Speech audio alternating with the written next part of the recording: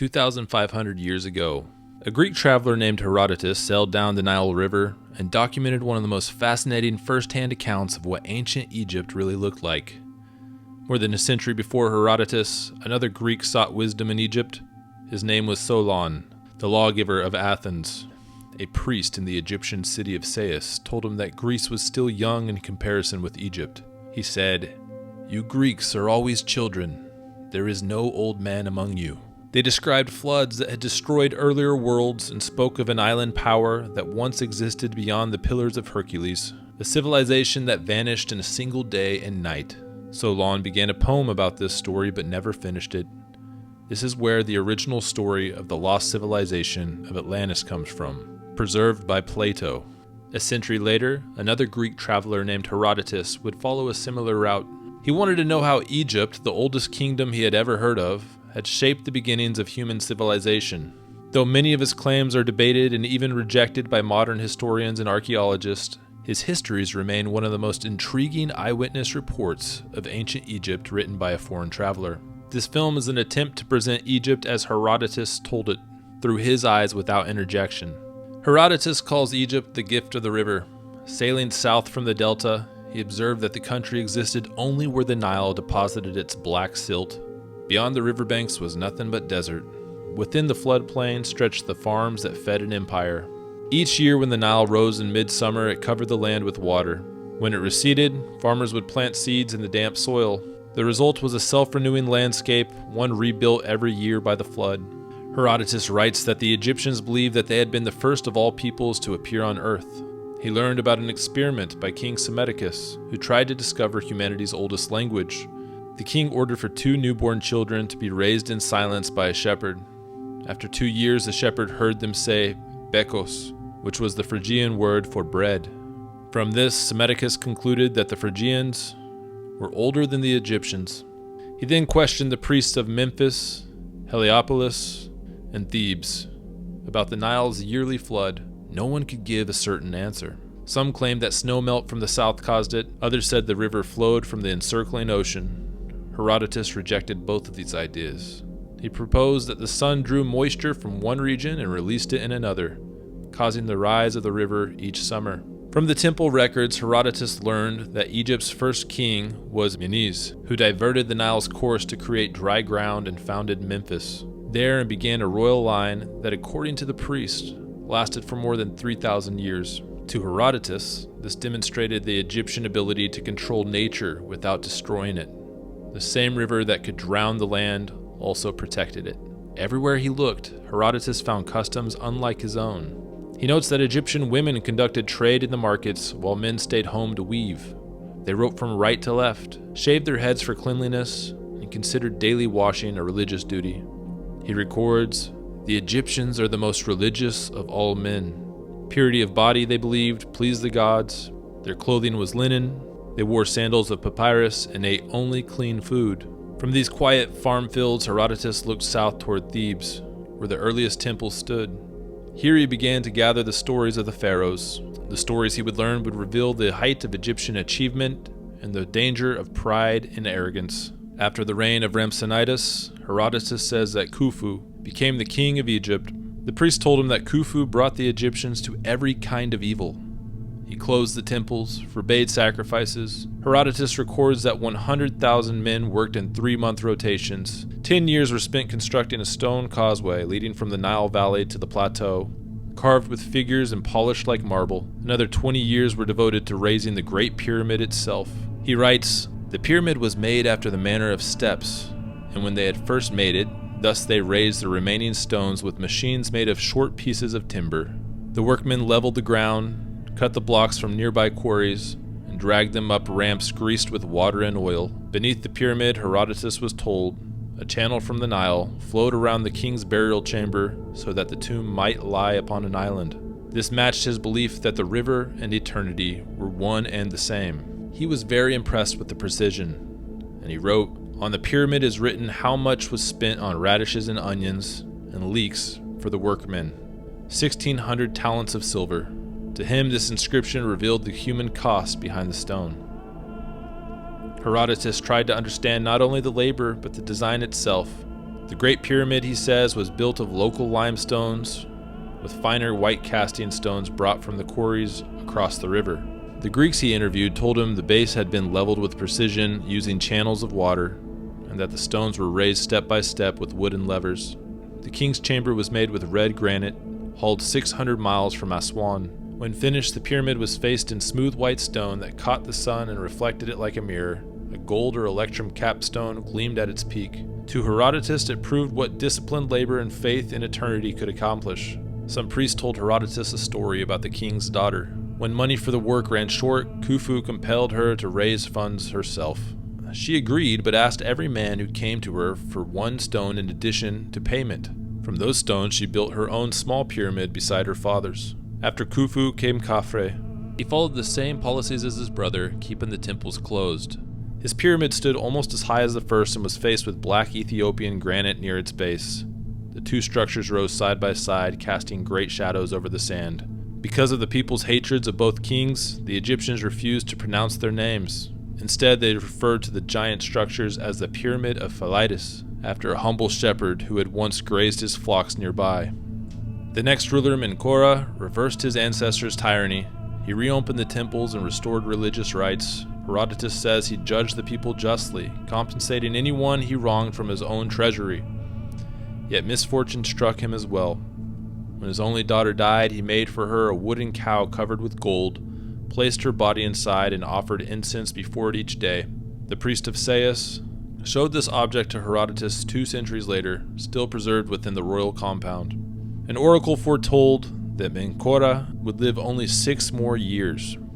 He protested that this was unjust since his father and uncle had oppressed Egypt and lived long lives before he ruled with mercy. The gods had decreed 150 years of hardship for Egypt, and he had interrupted it. To challenge fate, Menkora ordered lamps lit throughout every night, doubling his days so that 6 years might count as 12. Herodotus next describes a vast complex built by 12 kings who ruled Egypt together after Menkora. They constructed the labyrinth near a man-made lake. This I saw myself, and I found it greater than words can say. For if one should put together and reckon up all the buildings and all the great works produced by Hellenes, they would prove to be inferior in labor and expense to this labyrinth. The pyramids also were greater than words can say, each one of them equal to many of the works of Hellenes, great as they may be, but the labyrinth surpasses even the pyramids. Leaving the royal monuments, Herodotus turned to Egypt's religious customs. He observed that Egyptians considered many animals sacred and kept them in temple enclosures. The priests of Thebes worshipped rams, while those of Mendes revered goats. Bulls were important at Memphis, black with a white diamond on its forehead, and was treated as a living god. When it died, the entire country went into mourning. He records that crocodiles of Thebes were tamed and adorned with gold earrings and bracelets. They were fed daily, and they had ceremonial burials when they died. In other regions, crocodiles were hunted and eaten, but in the south they were holy. Cats, dogs, and hawks were very sacred.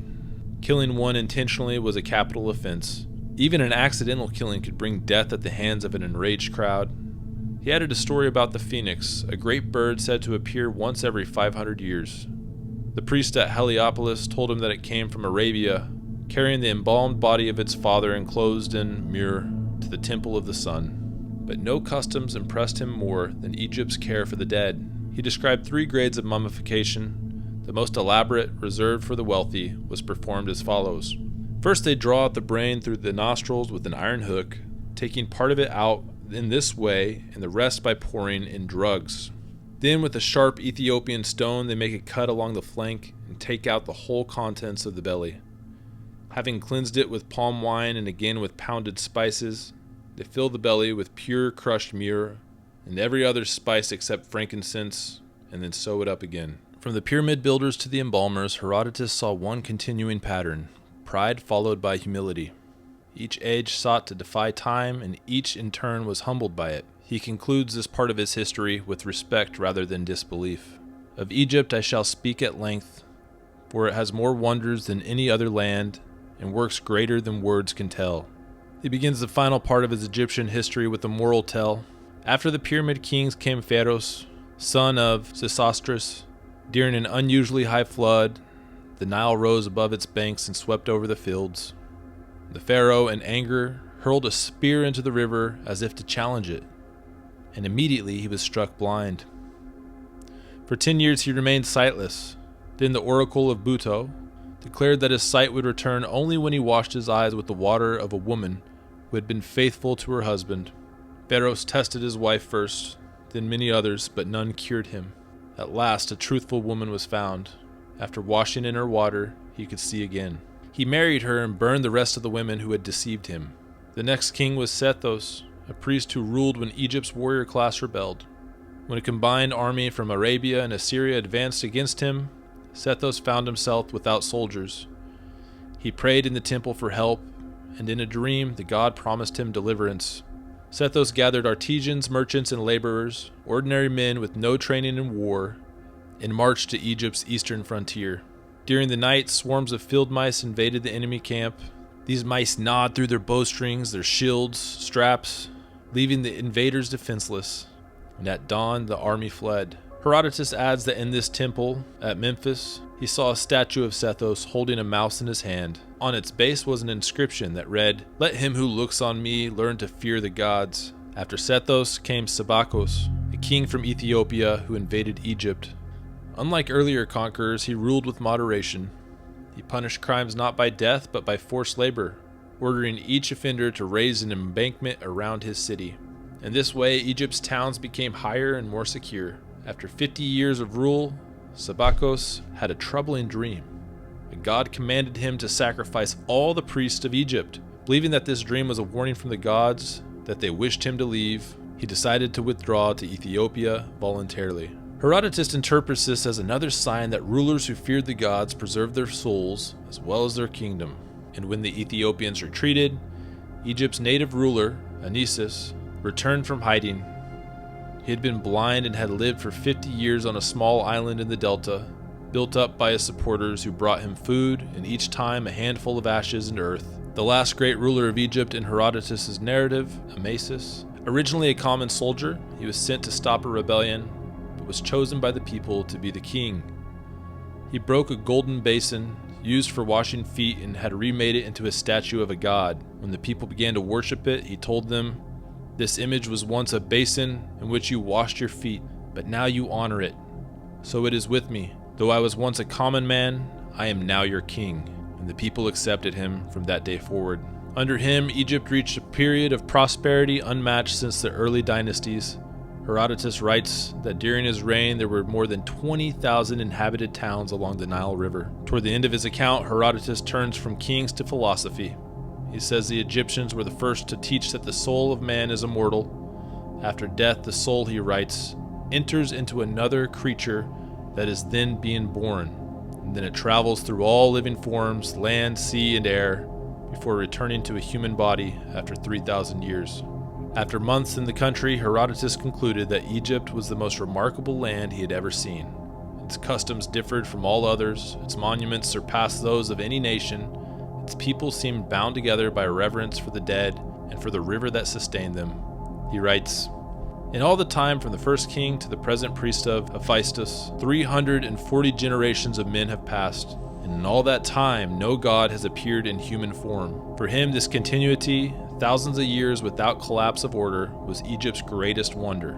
The Nile still rose each year, indifferent to the empires on its banks." Thank you so much for watching my videos. I have a members only channel that has some exclusive video content that I've gathered throughout the years on my journeys. I hope you get a chance to watch that. It's a great way to support the channel. With the holiday season coming up, check out the Muirway maps, search your home state maps at the link in my bio, and please give me a shout out in the post-purchase survey. It'll really help give me credit and will also be a great way to support the channel. Thanks again for watching my videos. The best thing you can do to support my work is just enjoy these videos, like, leave a comment, subscribe. Thanks everybody. I got more videos coming. Take care.